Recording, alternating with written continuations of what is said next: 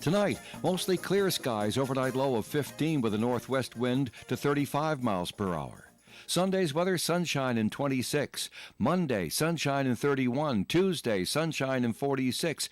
Tuesday night, chance of rain. Wednesday, really good chance of rain, high of 55. Thursday, 50% chance of rain, partly sunny in 53. And on Friday, mostly sunny skies, high of 43 degrees.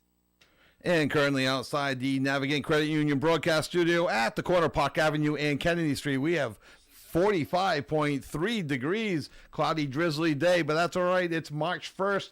Happy March. It's meteorological, tough word to say, spring now in New England. Thank you for joining us in the cheap seats. I'm Kevin Callahan with Pat and Kevin. I'm Kevin Callahan along with Pat Holland. Pat, good morning. How's it going? It's going. We're going. Here. We are here. We got a full show ahead, and hope you enjoyed Casey Kasem walking us into the start of our show. But let's get going. Let's jump right in. A couple programming notes before we get started. Next 2 weeks, Pat's going to be in the control chair. In the control booth that I'm currently occupying. I'll be halfway to Fort Pierce, Florida next week during the show. And so I'll be calling in next week for the show. So we'll have, hopefully Pat can do all the notes and email me and prep me ahead of time. That would be great, Pat. So thank you on that for in advance. Anything I could do. The following week, I will not be here. That'll be my son's last game in Florida. Pat will be here and is lining up a co-host. Maybe he'll share that this week. Maybe he'll share it next week, or maybe both weeks. But I know he's working on it.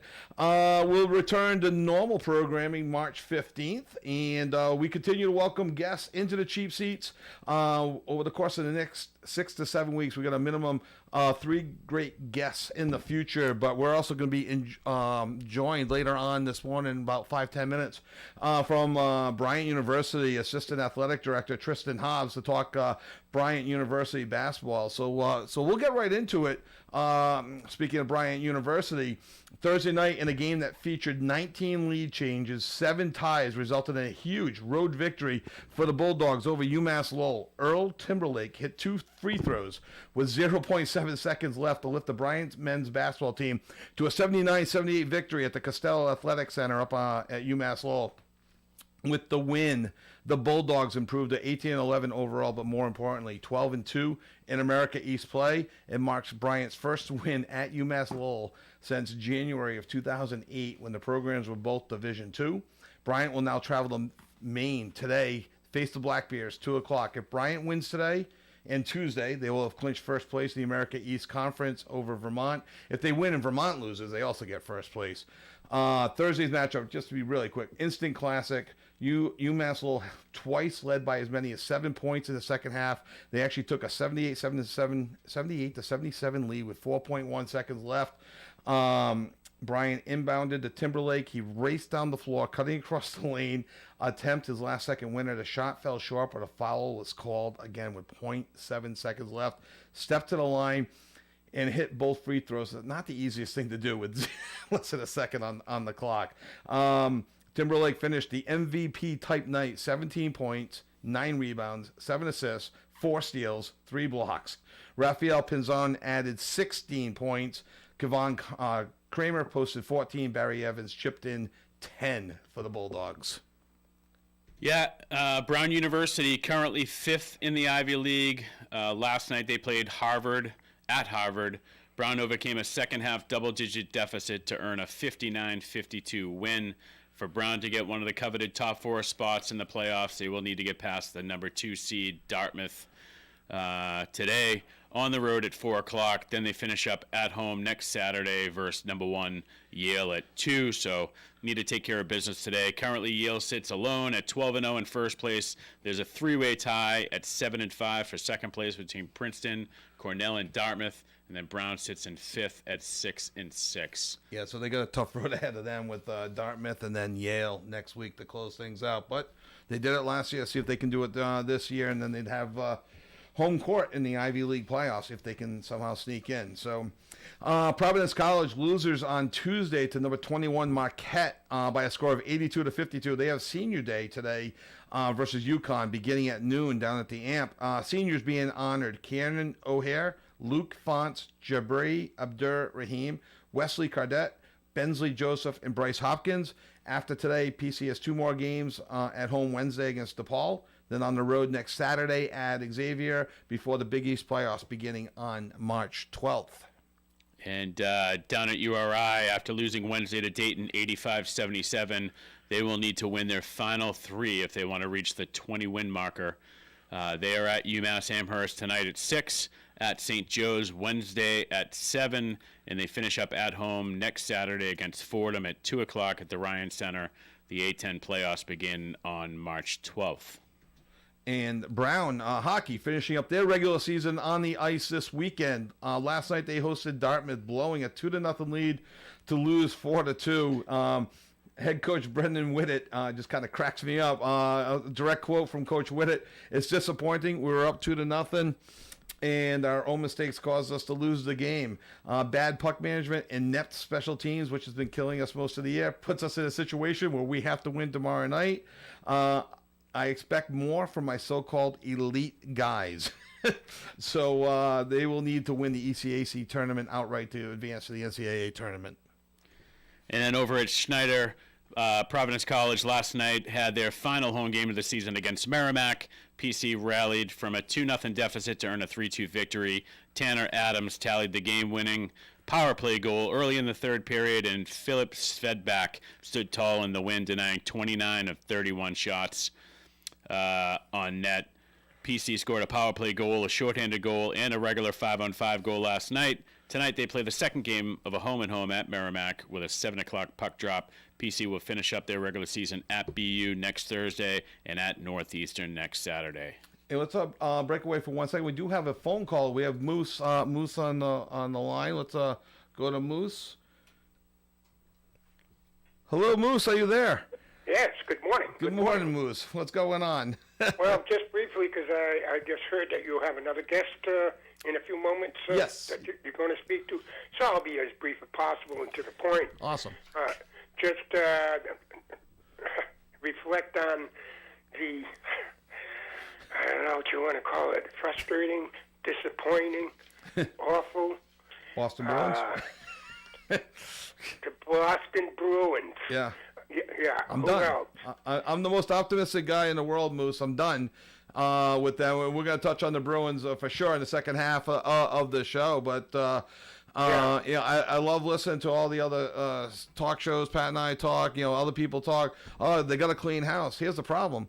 There's no one on the Bruins that other teams want. And let's just say Marchand. Okay, he gets gone. What are you going to get for him? You're not getting a first-round draft pick for him. You certainly can't. Yeah, they have nothing to offer. They have nothing to offer any other team. Except for Pasternak, and you can't let your best scorer go. Yeah, they're not going to trade Pasternak. Suicidal. Right. But they get so many holes. I'm so disappointed in Swayman's play. Right. He's one of the worst goalies in the league this year, and his numbers prove it. Right. Of course, their defense is suspect and has been all year as well. But he put. I sent you a few emails, and Yep. I have to insist that this quote, he plays like a fish out of water. Yep. He's always down, and the guy is not. He's a short person to begin. He's a short goalie. So even more for him to be a stand-up goalie, and he's not. So when he goes down, which he always does, there's a plethora of holes over his shoulder. 11 o'clock, noon, 1 o'clock.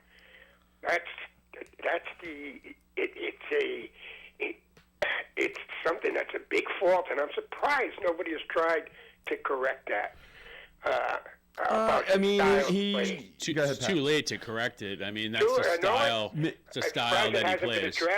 Yeah, and here's the thing, and I'll just use my own coaching style.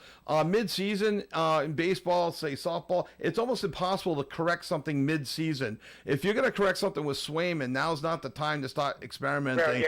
Well, you want to start in June, July, August for next year. Just that I'm just surprised he's allowed, so to speak, or not coached better to play a better position to goalie. Yeah. Put it that way.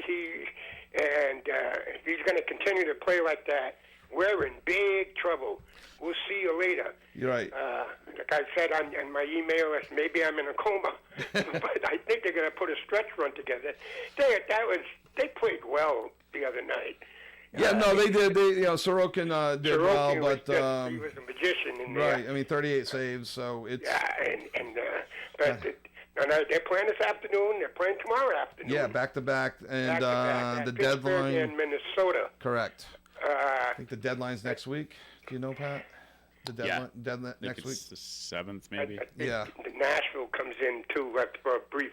Yeah. But they're on the road for the next 10 of their 14 games in March. Yeah. That does not bode well. Right. So anyway, on that, that's all I get to say. And I got a few other things, but we could talk forever about other subjects. It's never ending. PC's playing with a half a team. What are you going to do? It's bad enough they're playing without Hopkins. Right. That fiasco against Marquette the other night was 30 points. Yeah. they were never in the game. They're just playing with looks like street players. They get so banged up. They're already banged up. They're going to have to pull some kind of a miracle out of a hat in the Big East tournament. That's not happening. Yeah, that's not happening. So that's the only thing. Unless they have a good showing, maybe go to the semifinals in the Big East. And even that probably won't get them in. They're going to have to win that tournament. No, they have to win the Big East tournament to get in. Yeah, so that's the only way they can get in. All right, Moose, we got my guys, guest. Thanks so much. We'll talk baseball next week. Thank Sounds you. good. Have a great weekend. You too. Bye.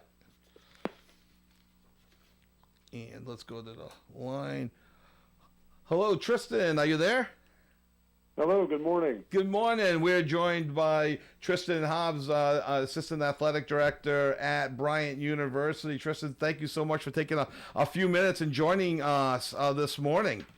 I really appreciate no problem. Thanks for having me on the air. Especially last minute like we did, so it's really appreciate it.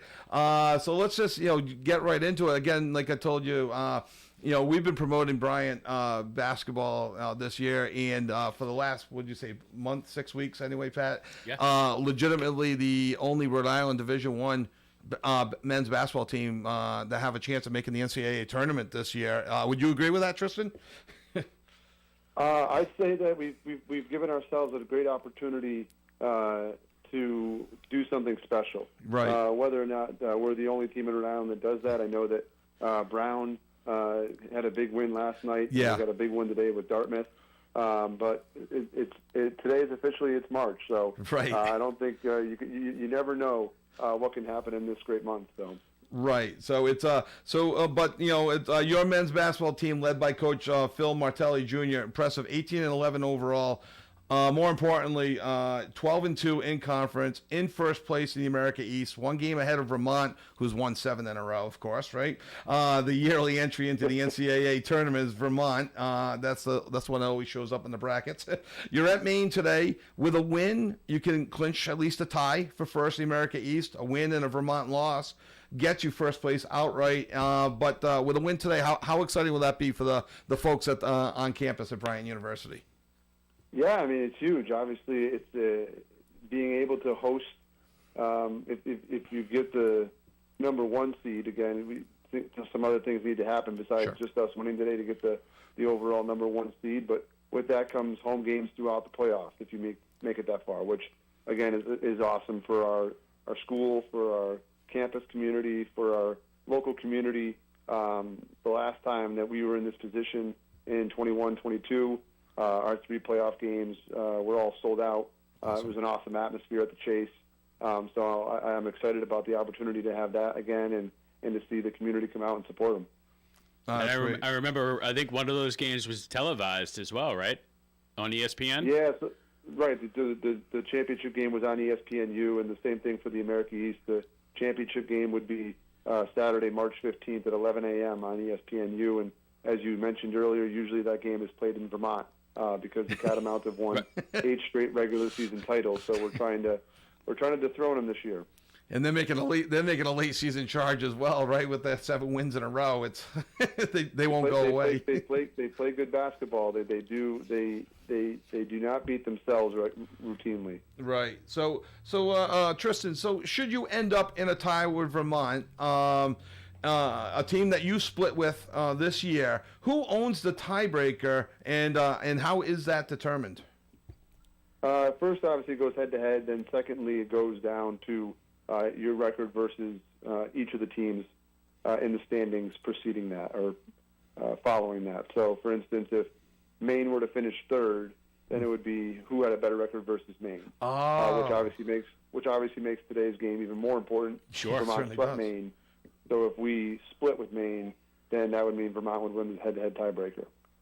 Okay, wow. That can get a little confusing, too, as you go on, because looking at the standings, Maine 9-5, Binghamton, Albany are at 7-7, New Hampshire's at 6-9, UMass Lowell at 5-9. There's a potential for a big log jam in the middle of the standings this year. Yeah, it's been a weird year. Everybody seems to be beating everybody, and just when a team seems to get hot, they lose a couple. I think Albany has won. They won at UMass Lowell. They beat us at our place. They played really well against Vermont at home. They got them again on Tuesday night at Vermont. Binghamton has beaten UMass Lowell at home. They've beaten Vermont at home. But then they've lost some games where you start to scratch your head. They beat Maine at home. So it's been a very weird year. Yeah, is this the tightest race you've seen in America East since you guys joined that conference, or is this common? I think it's more and more common now at our level because of the different ways that teams are able to build rosters, and I think there's competitiveness from top to bottom. And I think that if you look at some of the reasons, like you look at Maine, like their team has been together for 3 years. They've done an unbelievable job of retention, of keeping guys there for 3 or 4 years. UMass Lowell is the same situation. They have guys that have been there for 4 or 5 years. Unfortunately for them, they've just had some breaks not go their way. Like the other night, we scored 2 free throws with 0.7 seconds left to beat them. Yeah, Timberlake, right? So they're having an uncharacteristically, not a bad year, but their record is not as indicative as good of a team as they are. Right. So, Pat, you had a question? Yeah, Tristan, at the beginning of the season, obviously much had been written about Earl Timberlake, and obviously rightfully so. But are you surprised by the emergence of last year's six-man award winner and this year's leading scorer, Rafael Pinzon? No, I don't think that I'm surprised. I think that last year at the end of the year, we all saw what Raf could do in a leading role. His last 4 games, I think he averaged 25 points a game. That included 35 in a playoff game. And then when you walk by the gym in the summer and you watch the work that he puts in and the time and effort that he puts into his craft, and then you watch him come out in the first or second game of the year against Siena and score 33, it makes sense. Obviously, not everybody is able to watch what these guys do when the games aren't being played. Luckily, I'm able to see them in practices when they're in the gym when nobody else is there, and so it's obviously something that uniquely for those small group of people to see the effort and the work they put in, and then it's great to watch them be able to see that work come to fruition. Hey, Tristan, what is the seating capacity over at the Chase Athletic Center? Seating capacity is 2,500. 2,500. So it's you guys have one more home game Tuesday night against UNH. And Correct. Again, that game could be huge for both teams. You guys want to clinch first place.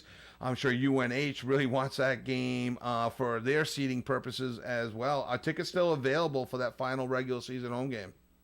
Yes, tickets are available at BryantBulldogs.com/tickets. There's also our playoff tickets for our quarterfinal game on March 8th are also available, open to the public now. They went on sale on Tuesday. Those are also available at BryantBulldogs.com/tickets. And then if the Bulldogs were to win in the quarterfinal and go to the semifinal, then the tickets will be available probably on, I think it's Sunday or Monday of that week for a Tuesday night semifinal. And then hopefully with the 1 seed continue to advance and you get home court for hopefully the America East final game, correct?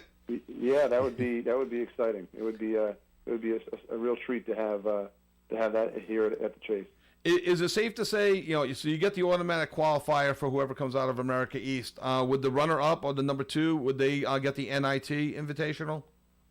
That used to be the case, but I don't know if that's the case anymore. I think they changed the way the NIT works. I think it's more of a selection process now, so I'm not sure if a team from our league would play in the NIT or not this year. So okay, all right. So yeah, I just always assumed like the Ivy winner, then the runner-up gets the bid, like, and the same thing with you guys in the America East. But all right, so that's changed a bit. So are you sensing a buzz on campus with the kids, with the faculty, alumni around this year's basketball team? I think so. I think that there's, and it's obviously tough because the first we played 4 straight Saturday home games in January without students on campus. Right. And that's just the nature of Bryant's academic calendar and the conference schedule. That's been the same way since we went to Division I in 2010. So that really hasn't changed. So really, you only get 4 opportunities really to play in front of a student crowd in big games, and so you got to make it count. And our team has played well at home. Obviously, one more game on Tuesday, but then it's tough because spring break at Bryant comes next weekend as well. Oh man! And so Can't catch a break. We really need the community to fill in some seats for us if our students are going to be off campus. But no, there's definitely a buzz, and you could feel it in the alumni. We had a great turnout. We played at Mohegan Sun this year. Had over 125 alums come to Mohegan for an alumni event. And you can see it on social media. A lot of people have talked about us, reached out, followed, replied, quote tweeted. So it's great. Oh, that's fantastic. Is can anyone view the game today against Maine? Is that on ESPN Plus or? Yes. Oh, great. Today's game is on ESPN Plus. Yep. And if they can't make the home game Tuesday night, is that also on ESPN Plus against UNH? That is correct. Yep. Great. I'm a recent subscriber within the last year to ESPN Plus, and it's great. Yeah, it's a great subscription. Yeah, all the college basketball. I'm a college baseball fan as well, so it's all the college sports are on there. So all right. So Tristan, when you guys win America East and you guys go to the NCAA tournament, will you join us before you guys get a game in Providence at the AMP? Yeah, absolutely. I'd love to. What are the chances that the NCAA, and I know we're getting way ahead of ourselves, would put you in Providence for the tournament? Is there any chance of that happening? I don't know how that works. I mean, obviously that would be awesome, but I'm not sure how that works. Yeah, that would be. Yeah, we talked about it a little bit. It's not like the NCAA hockey where they're trying to put the local teams in those regions so they could draw ticket sales, whereas basketball's already sold out. So, so they might send you out to Sierra Nevada or something. Hey Tristan, thanks so much. Go ahead. I would be remiss not to promote our women's basketball team too. They have a big game today against Maine at home at the Chase. They're currently vying for a home playoff game, which would be next Thursday, March 6th at 6 p.m. So they're having another good year, and obviously an exciting time for them as well. Awesome. No, it's sometimes it's tough to pick and choose which ones we're talking about, especially on the local front. And so I'm glad you brought that up. So good luck to the Lady Bulldogs today against Maine. What time's today's game? Did you say? 2 p.m. 2 o'clock at the Chase Athletic Center. All right. So Tristan, thank you so much for joining us on such short notice. And good luck against Maine and UNH. And let's hope Vermont's winning streak ends at 7. So if you guys win, you can just enjoy Tuesday night's game at home. Exactly. That would be the dream. Okay. Thank you so much, Tristan. Appreciate it. Have a great day, guys. Thanks for everything you do. All right. Thanks. Bye.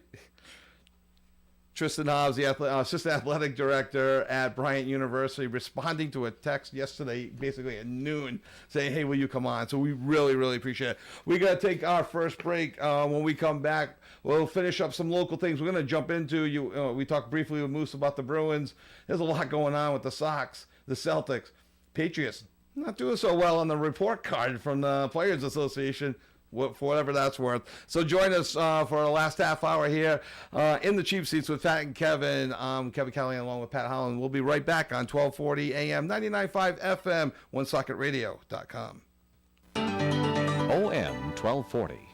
The latest Buick and GMC models are available at Tasca Buick GMC in Woonsocket. Buick Encore, Envision, Enclave, and Invista are on the lot waiting for you to take one for a test drive. New GMC crossovers, SUVs, as well as trucks and vans are also available. Thinking of a pre-owned vehicle? Tasker Buick GMC has more than 900 in stock, many under $15,000. Visit online, TaskerBuickGMC.com, or stop into 55 Fortin Drive, Woonsocket. Tasker Buick GMC, you will be satisfied. Providing experienced, compassionate care when you need it. That describes North Smithfield and Lincoln Urgent Care Centers.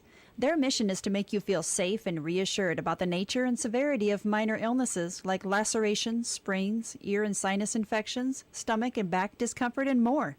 Both facilities have x-ray and lab facilities on premises. North Smithfield Urgent Care, 594 Great Road, North Smithfield, 768-3400. Open Monday through Friday 9 to 8 and Saturday 9 to 5. And Lincoln Urgent Care, across from Lincoln Mall, 333-9595. Open weekdays 9 to 9, Saturday and Sunday 9 to 5. Are you looking to beautify your property this spring? Look to A.J. Moran for stonework patios, steps, walkways, plus retaining walls. Are you looking to beautify your home this spring? A.J. Moran can put veneer stone right on your house to have beautiful looking stone. And if that's not what you want, A.J. Moran can rebuild indoor fireplaces with veneer stone. It's real natural stone. Check out what they can do online, ajmoraninc.com. A.J. Moran.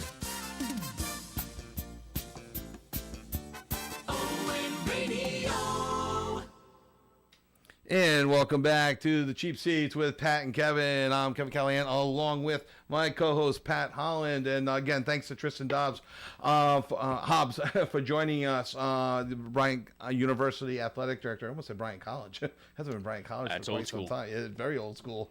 They are Division One. Been Division One since 2008, I think it is. Yeah, at so least.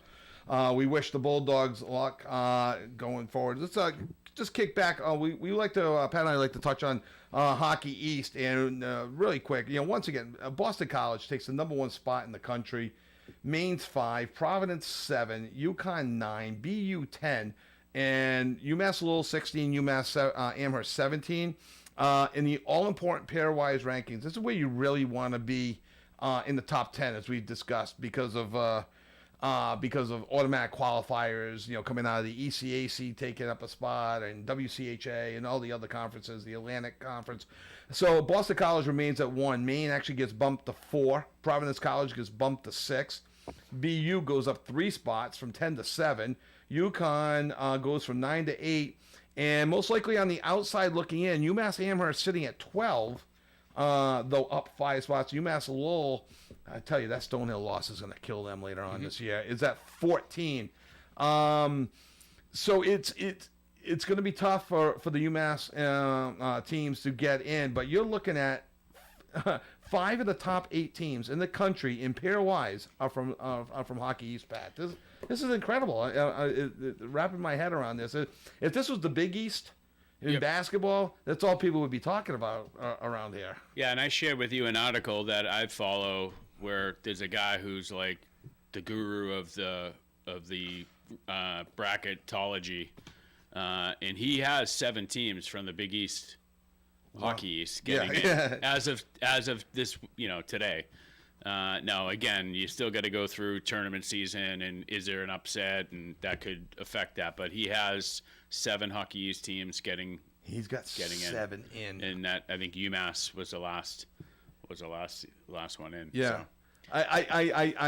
I will respectfully disagree just because of the automatic qualifiers. There's I think 6 conferences.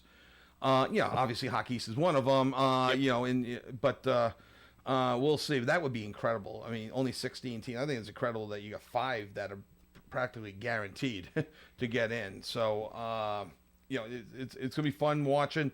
Hockey East playoffs start, I think, in a week and a half.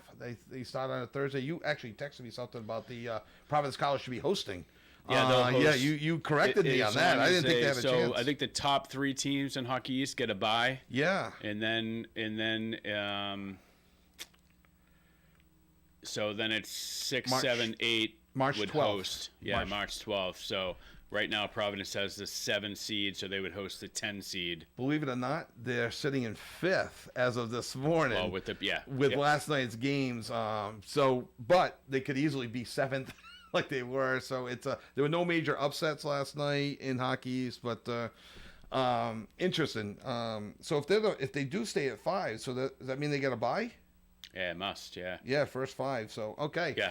So interesting. So we don't want to spend too much time on hockey East, and but Pat and I could, but yeah. but we think you guys might be interested in some other things. Providence Bruins on was it Wednesday night?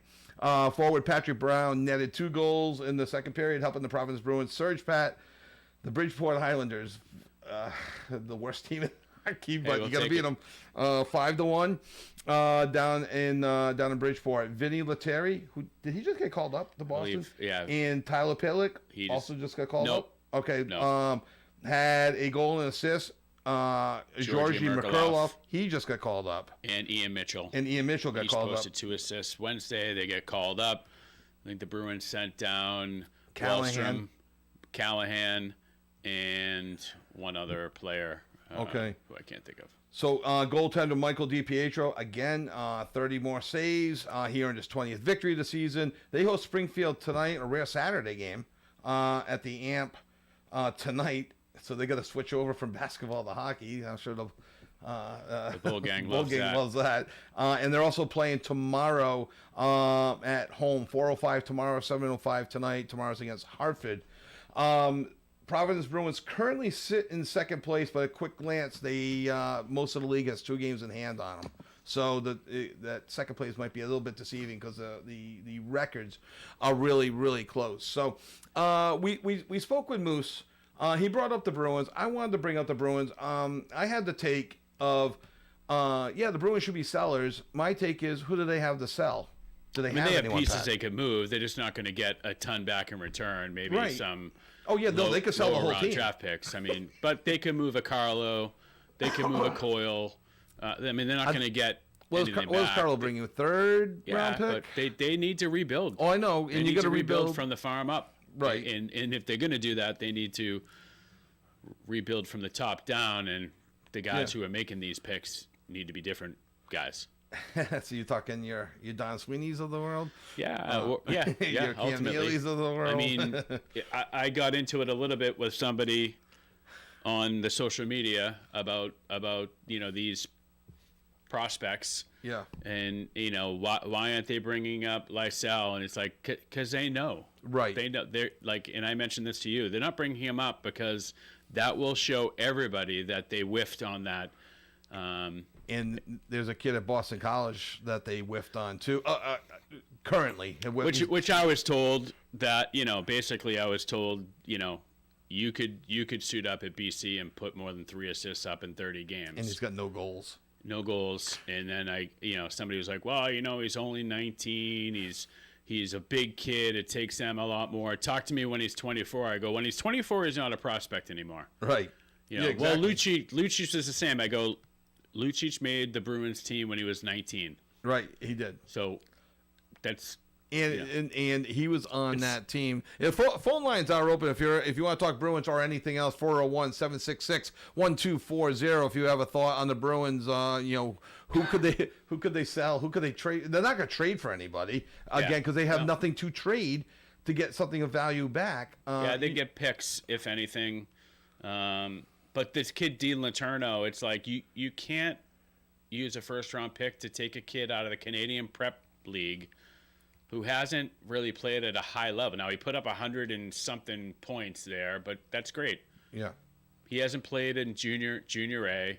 And now he's at BC. And the only reason why he's at BC is because, the kid from San Jose, Will Smith, it was up and they weren't sure if he was going to go or not, and he ended up going last minute. So they moved Letourneau to BC, and he just, listen, I'll give the kid another year to and hopefully he at least turns into something. But to go to BC and a school that is loaded, and you can't put up more than 3 points. Yeah, the number one team in the country, highest scoring team in the country. In my guess is he's been demoted on the lines as well. Because well, he was actually promoted for the Bean Pod. He played up. He played up on the second line, and he, he didn't look out of place, but he certainly wasn't a dynamic player. Okay, in my opinion.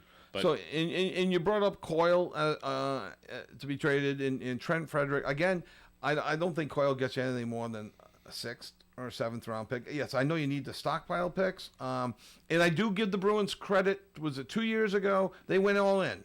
Yeah. For Bergeron, Krejci's last year, they went all in. They made those trades at the deadline. Near the deadline. They improved their team, and they just bowed out in the first round of the playoffs, blowing a 3-1 lead. Yep. That was the team. That was the team that was designed to win. I give Sweeney and Neely credit for what they did that year.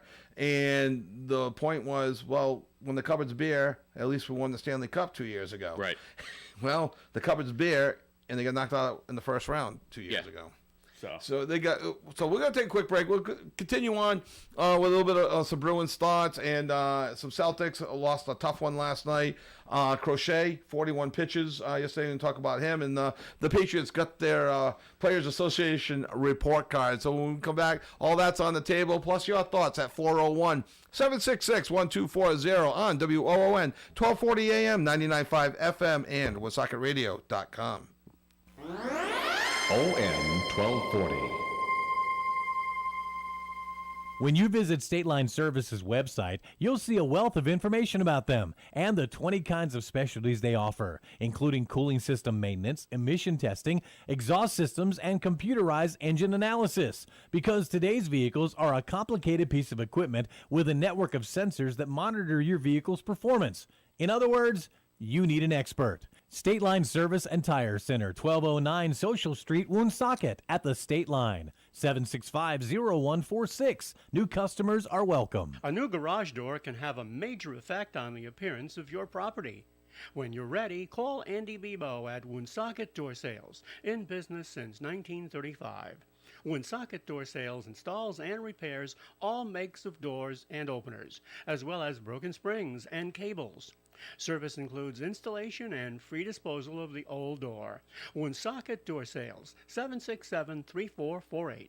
Office located at 1 Biltmore Avenue, Cumberland. Reputation is important. Since 1948, their motto has been to give every customer the very best in quality service, as well as attention to detail. And that promise continues today at Michaud's Auto Body, a modern 5-stall facility with the latest in technology. Whenever you have time, please check their website at MichaudAutoBody.com and take a short video tour of their modern facility. It's very interesting. Michaud's Auto Body on Privilege Street, Woonsocket, a second-generation family business. 769-1983. The world-class distributor of all things electrical is Electrical Wholesalers. They are a full-service electrical distributor with branches throughout Rhode Island, Massachusetts, and New Hampshire. Locally, they're at 113 Clinton Street next to KFC here in Woonsocket, with other locations in Cranston and Franklin, Massachusetts. Electrical Wholesalers provides the highest quality service to electrical contractors as well as residential, commercial, and industrial customers. Electrical Wholesalers is open Monday through Friday, 7 in the morning till 5 in the afternoon. Visit ew-ne.com. Electrical Wholesalers. And welcome back to the Chief Seats with Pat and Kevin. Thank you so much for joining us. And there we go. A little problem with that, putting the button on, but we're good. We're back, and thank you for joining us. So just to finish up on the Bruins, someone I wouldn't mind seeing get traded would be Korpisalo. However, and it's not even a negative against him. Is there another team out there that could use a backup goalie? Obviously, the team's going to be in the playoffs. Maybe there's someone struggling. Maybe a team hurt. Would free up $3 million in salary cap on him, and then you could promote Michael DiPietro. Other than that, and then the other question is, and I do agree with Moose, you can't trade Pasternak. I mean, the guy, what's he got? Points in 16 straight games now. You're not going to trade your best player. Exactly. Away. I'm okay if they trade McAvoy, if they get something for him, but now he's hurt. But if they get something for him, And what do you think, before we move on, Pat, that they can get for Marchand? Because I think that's the one. I mean, yeah, Frederick may go, Coyle may go, but what could they get for Marchand?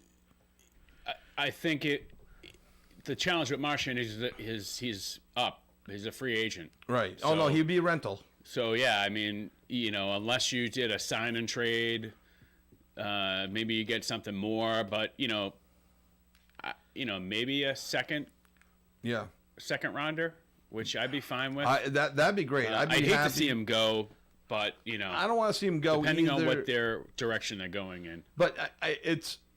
In growing up, and up until recently, I was always that loyal guy. You can't let him go. But then you look at the Bruins. I mean, they traded Bobby Orr. They traded Phil Esposito. They traded Ray Bork. Charadin, who came from Ottawa, ended up his career was with the Islanders. He finished up with he didn't finish up with the Bruins except for that one-day contract that they do for some people. I mean, it's Bergeron did it his whole career, but you don't have to be loyal to one team anymore, and they have to. And Marchand's 36, and what's he going to want? 3-year contract at the end of the year if he wants to stay a Bruin? And I don't know if the Bruins are going to give him 3 years. So it's. If they get a second round, I don't think they're going to move on from him. I think they're going to keep him here, just out of he does sit in that same echelon as Bergeron. He sits there, but he's been here his whole career. We're not going to trade. He's the captain of the team. Right. What's it say when you trade your captain away? It says we're a bad team, not making the playoffs. Yeah, but and who becomes your captain? No, but then Pasternak by default. McAvoy, if he's Pasta elite or I don't know. Yeah, I don't know. Maybe so. McAvoy. You don't typically see goalies. So I don't. Well, we're going to find out what they're going to do. I mean, they're certainly not going to be buyers. No. So, but it's like, what can you get rid of and what can you get back? If they try to move a Korpisalo, they're going to have to eat some of that contract. Nobody's going to take Korpisalo at $3.5 million off your hands to be a backup. Right. So. Well, and that's the thing. I mean, no, it would be a team that has a goalie injury, someone maybe that's split in time, and Korpisalo has played well.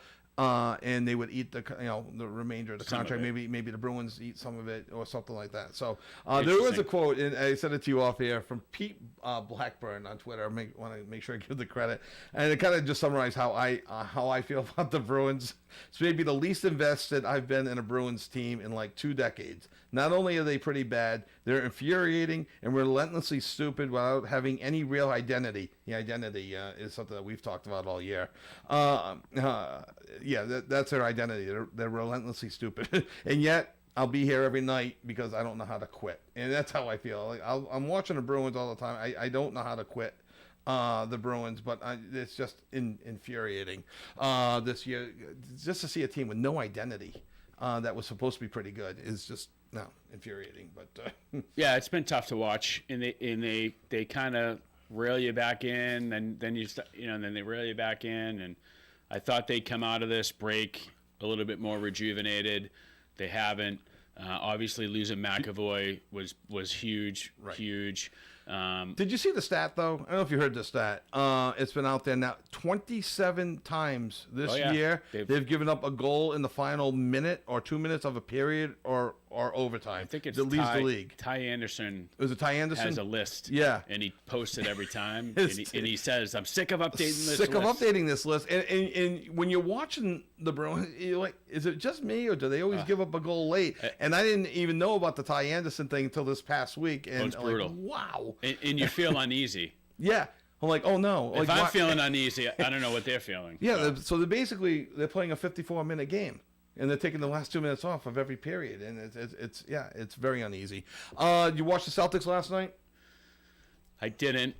Well, I watched. I saw the tail end of it. Okay. So I was, obviously I was out covering a game last night in Attleboro, and I listened to it on the way home, and they were up big. I turned it on, and they were down. Yeah. And so tail of two halves, I guess. Well, they jumped out to a 25-3 lead to start the game. Yeah. And Tatum, easy, Kevin. I'm flipping out here. Tatum, 46 points. Brown, 37 points.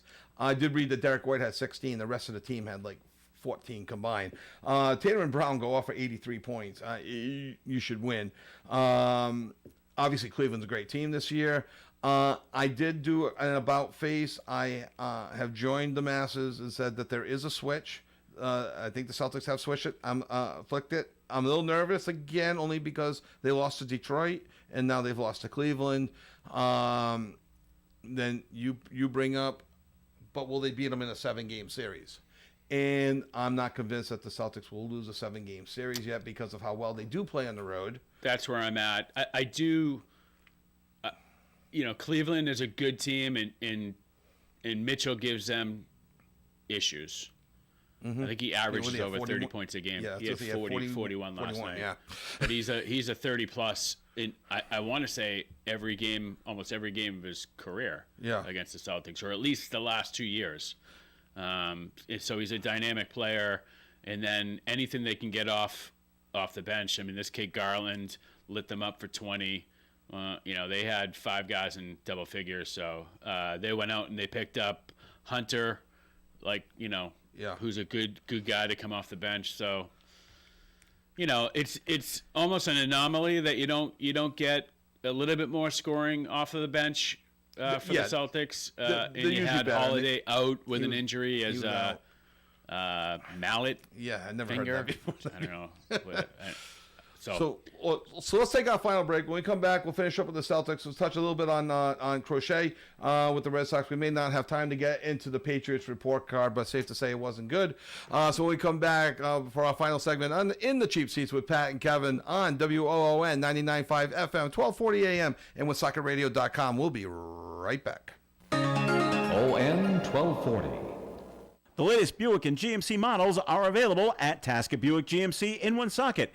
Buick Encore, Envision, Enclave, and Envista are on the lot waiting for you to take one for a test drive. New GMC crossovers, SUVs, as well as trucks and vans are also available. Thinking of a pre-owned vehicle? Tasca Buick GMC has more than 900 in stock, many under $15,000. Visit online, TascaBuickGMC.com, or stop into 55 Fortin Drive, Woonsocket. Tasca Buick GMC, you will be satisfied.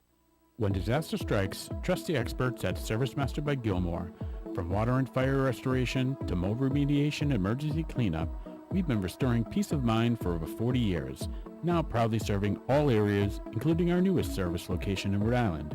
No job is too big or too small. Day or night, we're here for you. Call Service Master by Gilmore at 1-800-783-0552 or visit us at the web at www.svmgilmore.com. Restoration done right every time. If you're celebrating a major event, regardless of the reason, Michael's Meats of Cumberland can elevate your next meal from ordinary to extraordinary with meats so good your guests will ask you where you got them. Tell them, Michael's Meats. Michael's Meats is in the Walgreens parking lot on Mendon Road in Cumberland, just north of the Ciabro Plaza. They're open Monday through Saturday at 9 a.m., making your next meal truly special. Here's this week's specials at Michael's Meats. And this week's special at Michael's Meats, they got center cut pork chops for just $2.98 a pound at Michael's Meats. And welcome back to the Cheap Seats with Pat and Kevin. So like I said, I've come around on the Celtics. I'm still not happy that they took 3 months off. If I'm a season ticket holder, if I paid to go to any of those games, no, they're just in their 3-month lull where they don't care. Well, that's, a family of 4, that's $1,000 night out to see a team that doesn't care. So that's where I get a little cranky, but that's fine. But under the Red Sox, I did not see Garrett Crochet pitch yesterday. But what I did see was a 1 2/3, and quickly surmised that he must have been on a pitch count. They didn't let him finish the inning, and he was and he finished the game with 41. Tells me he was on a 40 pitch count. The only thing a little bit concerning, but I don't think he's known for this. He did have 3 walks, but I think he's known as a control pitcher anyway, though. So I'm not too concerned about that. And he had 4 strikeouts, I think it was, in the game yesterday. He had 3 Ks. 3 Ks. 3 walks. 1 hit, inning and 2/3. So the whip obviously wasn't good, but it's because of the 3 walks. But that's 2 decent starts though for him, right? And obviously shortened outings. But so what initial thoughts, Pat, on the Sox, either pitching or Marcelo Meyer's been kind of hitting the ball well. Yeah, he looks good. I don't think he did too much. He did have a walk, which was off of a replay. The challenge. I heard about it. I didn't see it. I didn't. He had an RBI. Is that Meyer? Yeah. And I know he's got 5 hits. He's got a triple. 3 home walks run. yesterday. Meyer's got 5 RBIs. Yeah, he's so batting far. 385 so far with a 1.236 OPS. Anthony's batting 333 with a 917. How about Campbell? I don't know who Campbell. Campbell did play yesterday. He was 0 for 4. He doesn't have a hit yet. He's 0 for 9. Yet. And I see with 7 strikeouts. So guess who's starting the year in Worcester? If that which is fine. Christian Campbell at second base down in Worcester. I did hear that they're looking at Meyer right now is like that's the one that everyone forgot about of the 3 because he didn't play in Worcester last year, but he's having the best of the 3. Yeah, of the 3. Bregman, it was funny. I looked in the box score the other day. He made an error at third, so obviously I moved him off. He's third. all done. He's done, right? It's but it seems like everyone's happy in Red Sox land. No one took Devers' words too seriously. Yeah, and I think from what I've read, Bregman hasn't taken any fielding outside of third base. They have not worked him anywhere else. So are they really just giving Campbell that opportunity at second? In which case he's not. Look, I know it's March 1st, right, and they don't play till March 27th, so we're 26 days away from opening day. 7 strikeouts and 9 at bats is a little concerning. But if on March 27th, Devers is at third and Bregman's at second, I'd like to see him get some balls at second base just to see the ball come off the bat on a different angle, cover second on a steal, cover second on a double play. Those are just things he hasn't done. He's obviously in the major leagues. He can do it. Right. But I just he like hasn't to see done it since. Yeah, well, he was a shortstop in college, right? Yeah, he was a shortstop in college. So, just different sides of the bag. Yeah. Just hopefully they get him over there. You would think if the game plan was that we're going to get him at second, that he would be at second at some point before the season started. Right. And has Devers played third yet this spring? I saw him taking balls. He's just been taking balls. He hasn't played it. I think he's slated to make his debut this coming week. This coming week? Okay. In-game action. And he does look out of shape. I heard he's 20 pounds overweight. True or not. But if he hits, everybody will be happy. Care. Yeah, I mean, when Sandoval was good with the Giants, he was about 50 pounds overweight. Vlad Guerrero's not in the best shape. Vlad Guerrero's not in the best shape. Exactly, and I would love to have Vladimir Guerrero on the Red Sox, as you know. They brought up who's the leader, and would you agree with this? Is Devers is always the so-called leader. He doesn't want it. You know who does want it is Tristan Casas, and nobody else wants him to be the Sunshine. I call him Sunshine. He's just, I don't know, he's out of it. He's a little out there. I don't think the Red Sox want him to be the team spokesman or the team leader as much as he wants to be. And I love how Cora played him all 7 innings against Northeastern a couple of weeks ago. That certainly had a statement being made type of move by Cora. Yeah, Campbell was the only other one, but they truly wanted to get him some work at second base. And Northeastern, and I know Anthony supposedly got hit with a pitch, so that's why he didn't play. But it's like you don't have anyone else you're going to throw in there. Yeah, it's like, you're going to play the whole game. Like somebody from Greenville. Yeah, Sunshine. Yeah, exactly. Get out there. Yeah, you want to be Mr. the spokesman? Yeah, go speak with your glove and your bat. Yeah. We know who the best third baseman is in the major leagues. We know who isn't the best first baseman. So get out there. Yeah, exactly. Go go prove yourself. So, in Ficasas, it's. I think you can I prove it saw over. Bayo started pitching again. He's had a little bit of a setback, but he's starting to pitch. There was somebody else. I'm drawing a blank now that had a little bit Crawford? of shoulder, maybe with I think some it was shoulder Crawford, tightness. So obviously we'll do a deeper dive into the Yeah. Red Sox throughout the month of March, especially before opening They day. start up what?